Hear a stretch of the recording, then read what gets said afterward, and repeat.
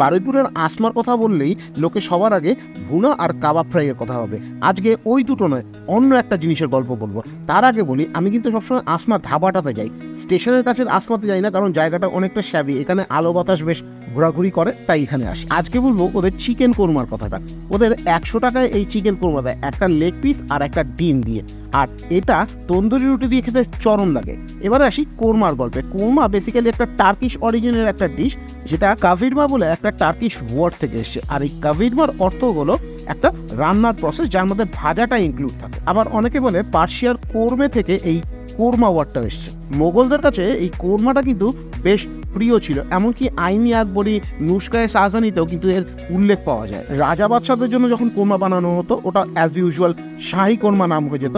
আর সাধারণ মানুষের জন্য যে কোরমাটা বানানো হতো সেটার নাম হচ্ছে তার কোরমা, যেখানে মশলাপাতি, বাদাম এগুলো কম পড়তো।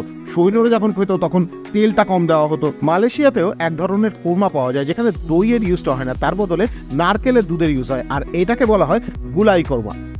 Thank you for watching. Tata.